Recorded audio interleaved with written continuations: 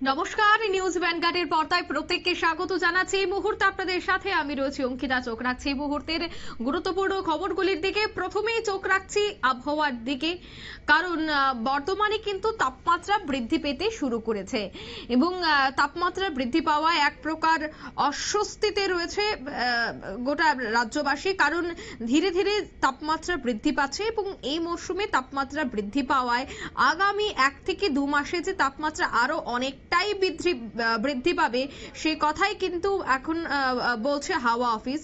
তবে সে বিষয়ে বিস্তারিত জানবো। টেলিফোন লাইনে যুক্ত হয়ে গেছে প্রতিনিধি শতাব্দী দেবনাথ। শতাব্দী, ঠিক কি জানতে পারছো? এই মুহূর্তে কিন্তু একদিকে বসন্ত, অন্যদিকে কিন্তু তীব্র দাবদাহ, কারণ প্রচন্ড রোদ এবং সে সঙ্গে রাজ্যের কোথাও কোথাও বেশ গরম এবং একই সঙ্গে কোথাও বা রয়েছে তোমার আংশিক মেঘলা আকাশ। তবে সবটাই হচ্ছে প্রকৃতির খামখেয়ালিপনা এবং কার্যত শীত তোমার এক প্রকার উধাও। তবে হ্যাঁ, হাওয়া অফিস যা বলছে তাতে করে গাঙ্গেয় পশ্চিমবঙ্গ থেকে তেলেঙ্গানা পর্যন্ত একটি অক্ষরেখা রয়েছে, আর এর জন্য কিন্তু তোমার এর প্রভাবে প্রচুর পরিমাণে জলীয় বাষ্প ঢুকতে শুরু করবে, আর সবটাই ঢুকবে তোমার বঙ্গোপসাগর থেকে। এবং সেই নিয়ে তোমার দেশের একাধিক রাজ্যে ইতিমধ্যে হলুদ সতর্কবার্তা জারি করে দিয়েছে। তার মধ্যে 17টি রাজ্যের কথা বলা হচ্ছে, সেখানে সর্বপ্রথমে রয়েছে তোমার পশ্চিমবঙ্গ এবং রয়েছে তোমার তেলেঙ্গানার বেশ কয়েকটি রাজ্য রয়েছে এবং রয়েছে তোমার অসম। আর এই অসমের একটা প্রভাব যে পড়বে তার পরোক্ষ প্রভাব কিন্তু রাজ্যের মধ্যে পড়তে শুরু করেছে ইতিমধ্যেই, আর যার কারণে কোথাও কোথাও আংশিক মেঘলা আকাশ লক্ষ্য করা যাচ্ছে। তবে সেক্ষেত্রে বলা হচ্ছে তোমার বৃহস্পতিবার থেকে রবিবার পর্যন্ত এই আংশিক মেঘলা আকাশের সম্ভাবনা রয়েছে রাজ্যে, যেহেতু পশ্চিমবঙ্গের একটা তোমার ইতিমধ্যে বিক্ষিপ্তভাবে বৃষ্টিপাত শুরু হয়ে গেছে। গতকালকে আমরা দেখেছি পশ্চিমবঙ্গের একাধিক জেলাতে তোমার শিলাবৃষ্টি হয়েছে, যার কারণে সেখানে একটা প্রচুর ক্ষতি হচ্ছে এবং সেই যে বৃষ্টি হচ্ছে এতে করে তোমার কার্যত এক প্রকার কৃষকদের একটা চিন্তার ভাঁজ ইতিমধ্যে শুরু হয়ে গেছে এবং সেই সঙ্গে রয়েছে রাজ্যের কৃষকরাও, তাদের মধ্যে একটা চিন্তার ভাঁজ রয়েছে। তবে কি রাজ্যে কতটা প্রভাব পড়বে এবং সে সঙ্গে আদতে কতটা ক্ষতি হতে পারে, যদি সেক্ষেত্রে ভারী বৃষ্টিপাত হয় তাহলে কিন্তু এর প্রভাব প্রথমে পড়বে কৃষকদের উপর। কেননা এক্ষেত্রে এই যে বৃষ্টি, এতে করে তোমার বিক্ষিপ্ত ভাবে বৃষ্টির ফলে কিন্তু ফসলের নষ্ট হওয়ার সম্ভাবনা রয়েছে।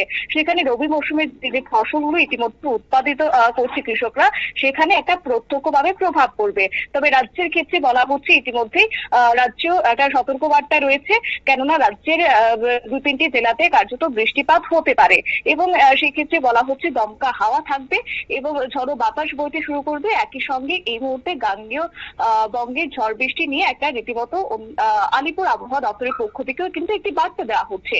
এতে করে তোমার বঙ্গোপসাগরে একটি বিপরীতমুখী ঘূর্ণাবর্ত রয়েছে, আর এর ফলে প্রচুর পরিমাণে জলীয় বাষ্প ঢুকতে শুরু করবে। এবং অন্যদিকে আরো একটি বিষয় হচ্ছে বায়ুমণ্ডলের নিচ স্তর থেকে উঁচু স্তরের যে তাপমাত্রা, সেখানে কিন্তু অনেক কম হাওয়ায় তোমার জলীয় বাষ্প দ্রুত ঘনীভূত হয়ে সেটা বজ্র গর্ভ মেঘ তৈরি করবে, আর তার ফলে কিন্তু একটা রাজ্য বজ্র বিদ্যুৎ সহ বৃষ্টিপাতের সম্ভাবনা রয়েছে এবং সেই সম্ভাবনাটা তোমার রবিবার পর্যন্ত থাকবে বলেও কিন্তু জানানো হচ্ছে।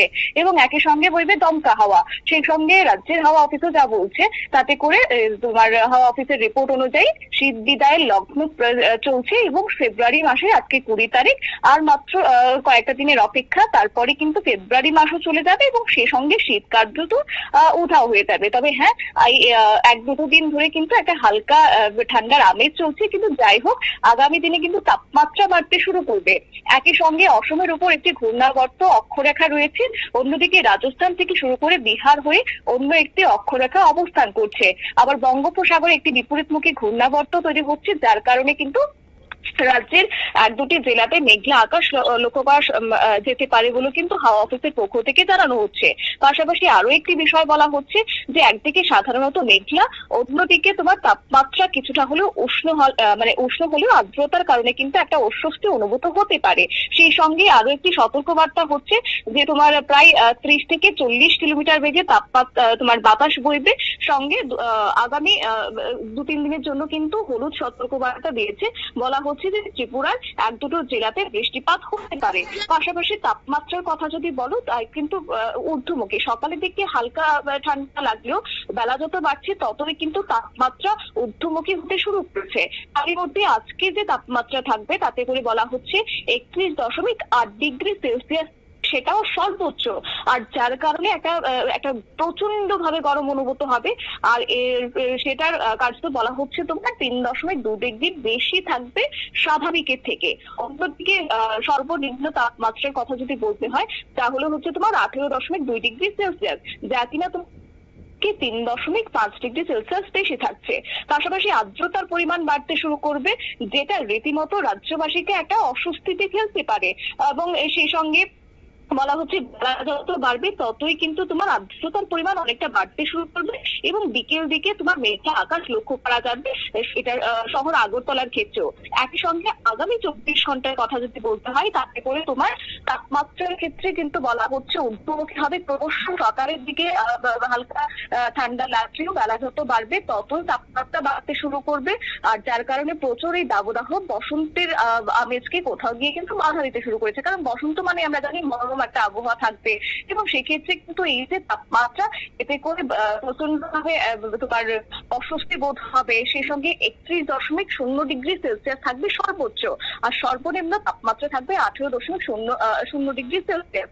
আর এতে করে বলা হচ্ছে তোমার যে তাপমাত্রার পরিমাণ সেটা প্রায় তোমার 3 ডিগ্রি বেশি থাকতে পারে বলে কিন্তু হাওয়া অফিসের পক্ষ থেকে জানানো হচ্ছে।